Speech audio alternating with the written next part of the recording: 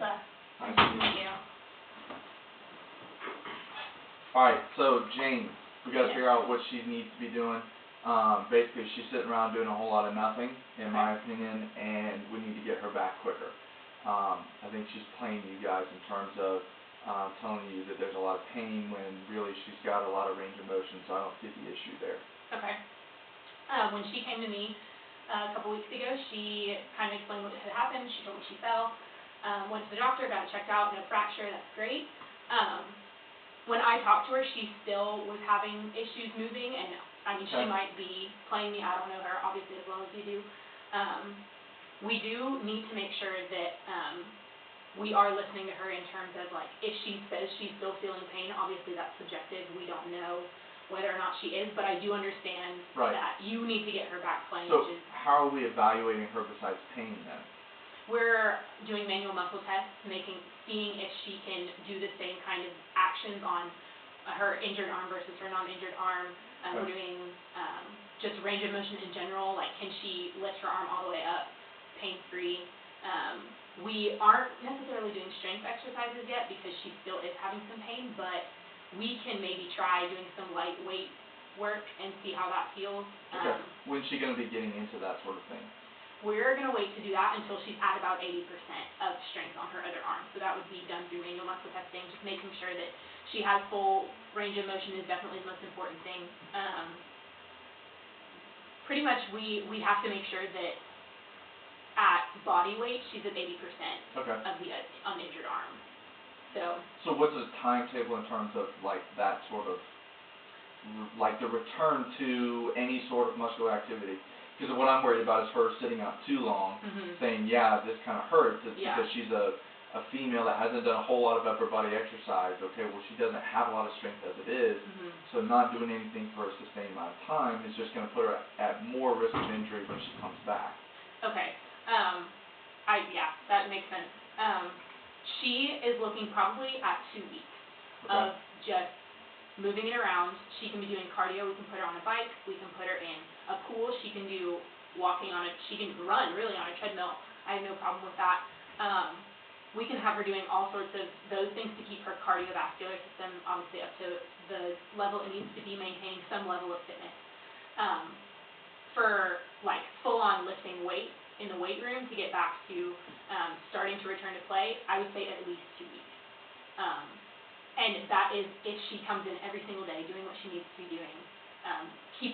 We can both be keeping close tabs on her to stay on top of her to make sure she's doing it, getting some of her teammates involved, like encouraging her, because is she usually a player that wants to play? Like, does she want to be out on the field, or is she more of, like, I don't really care, like, if I'm hurt, then I'm hurt, and I don't want to play?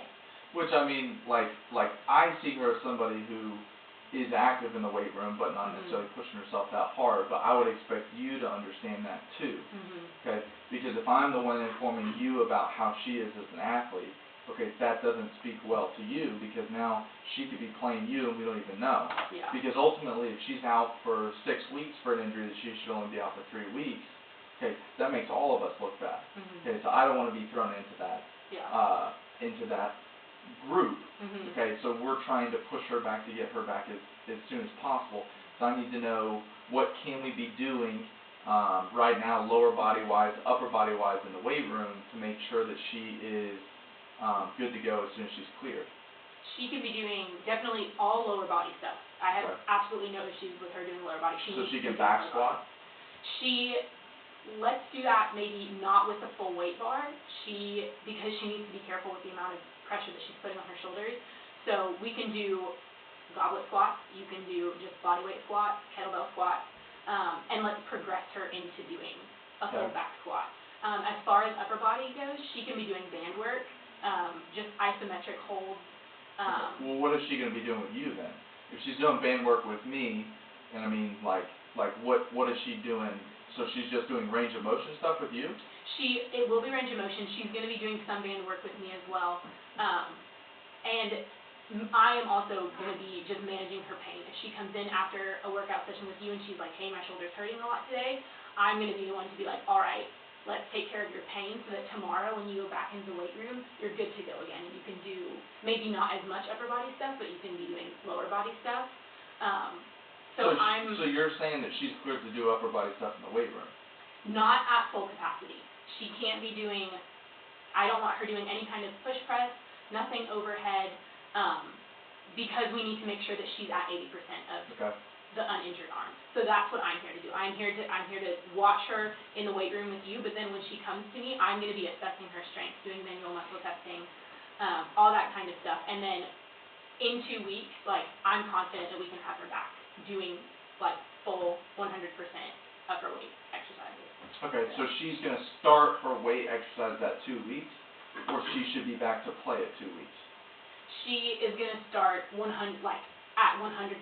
strength exercises at 2 weeks.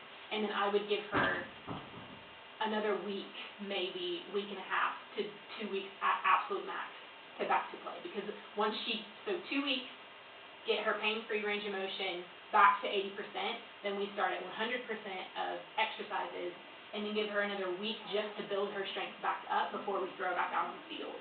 Right, but I don't think that a week is enough to really build up her strength. I mean, you don't lay proteins down or anything like that, have that sort of adaptation in a week. So why are we not starting to do our strength exercises now to try and get her ready by the time 3 weeks hits, she actually has enough strength? Because my biggest concern is that anatomically, structurally, inside of her body, there is something that is not able to handle the amount of stress that full-on strengthening exercises would put on her body.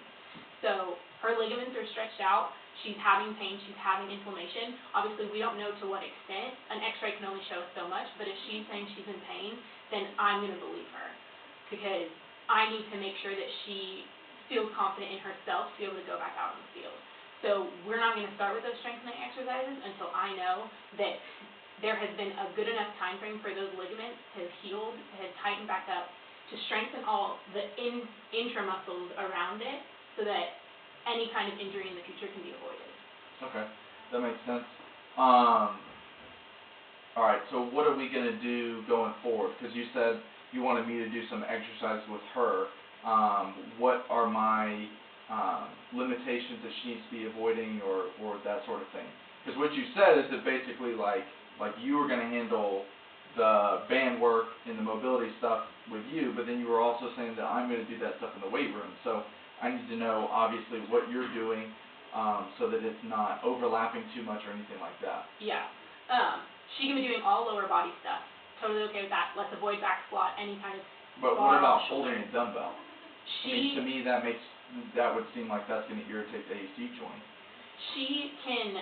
That's going to be all subjective up to her. Like, if a 5-pound weight doesn't hurt, if she wants to do bicep curls, and with a 5-pound weight, I don't think that would cause too much stress to make the injury more aggravated or more severe. Obviously, let's not put 50-pound dumbbells in her hand and tell her to go at it, because that's not going to be good. You can be doing a lot of band work, just a lot of manual resistance kind of exercises. Avoid, for right now, anything that's overhead. I don't want her pushing up on anything, having to pull on anything overhead, doing a lot of external, internal rotation exercises, flexion exercises, extension exercises. She can be doing all of those. Those are great.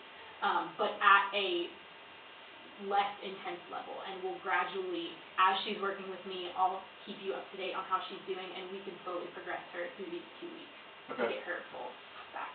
So. All right. Sounds good. Do you have any more questions? I don't think so. All right. Thank you. Yep. Thank you.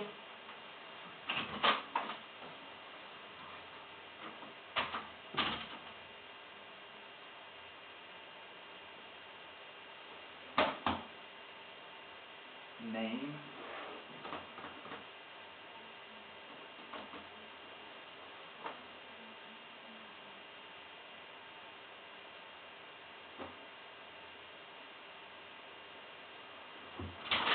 Ilse, I-L-S-E. I-L-S-E. You got it. All right. Yes, sir. Thanks.